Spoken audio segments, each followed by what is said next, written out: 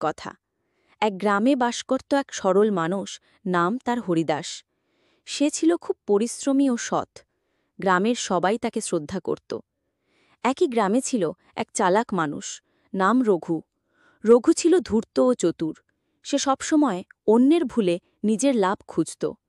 হরিদাস সকালে উঠে মাঠে কাজ করত। রঘু সকালে উঠে মানুষকে ফাঁকি দেওয়ার ছক আঁকত।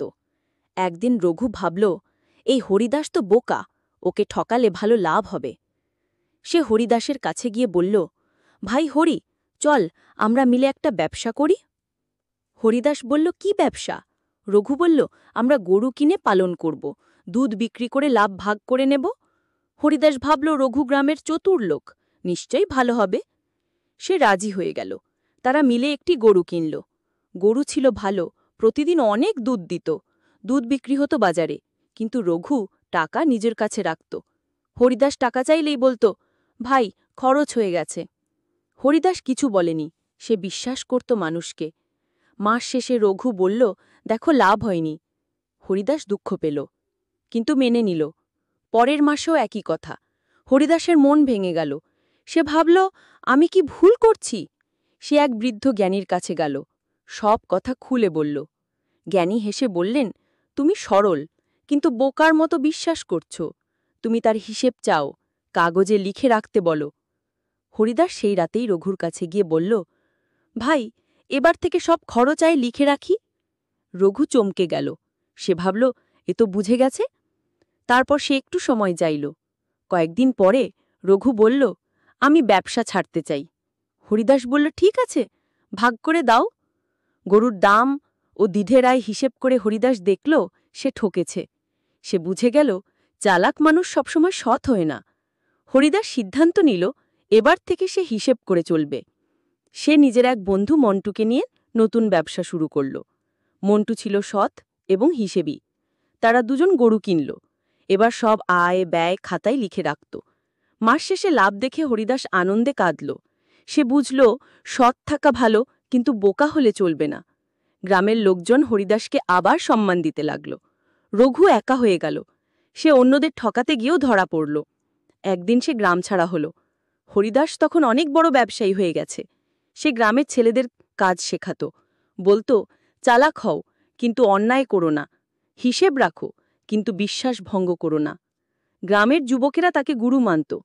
রঘু একদিন গোপনে ফিরে এলো। সে হরিদাসকে বলল, আমি ভুল করেছি, তুমি আমায় ক্ষমা করো।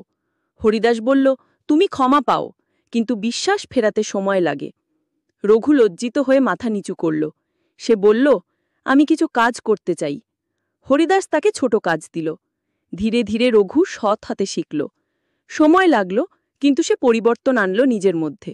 বছরখানেক পর সে নিজেও এক সৎ কর্মচারী হয়ে উঠল। গ্রামবাসী তাকে আবার গ্রহণ করল।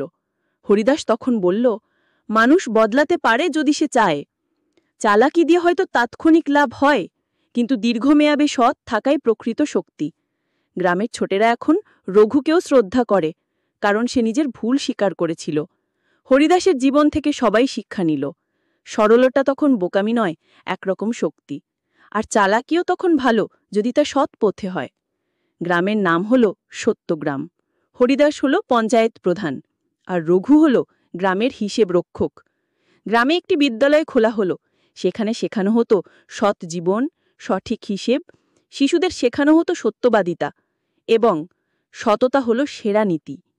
হরিদাস বলতো, আমি আজ যা, সততার জন্য। কিন্তু সততার সঙ্গে বুদ্ধিও থাকা দরকার, না হলে মানুষ ঠকে যায়। রঘু একদিন বলল, আমি চালাক ছিলাম, কিন্তু পথ হারিয়েছিলাম। আজ হরিদাস আমায় পথ দেখিয়েছে। হরিদাস হেসে বলল, তোমার চেষ্টাই তোমাকে ফিরিয়ে এনেছে, আমি শুধু আলো দেখিয়েছি। রঘু বলল, আলো দেখানোটাই তো আসল কাজ। তারা দুজনে মিলে আবার নতুন প্রকল্প শুরু করল। এবার সবাই মিলে কাজ করত। গ্রামে কেউ কাউকে ঠকাত না, কারণ সবাই জানত সত্যের জয় হবেই। সরলতা আর চালাকির মধ্যে তৈরি হলো ভারসাম্য, আর সেই গ্রামের গল্প ছড়িয়ে পড়ল দূর দূরান্তে।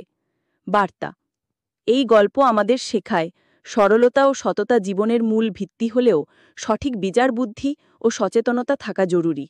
সৎ থাকা মানে এই নয় যে চোখ বন্ধ করে বিশ্বাস করতে হবে। আবার চালাক হওয়া মানে ধূর্ত হওয়া নয়, বুদ্ধিকে ভালো কাজে লাগালে সমাজও উপকৃত হয়।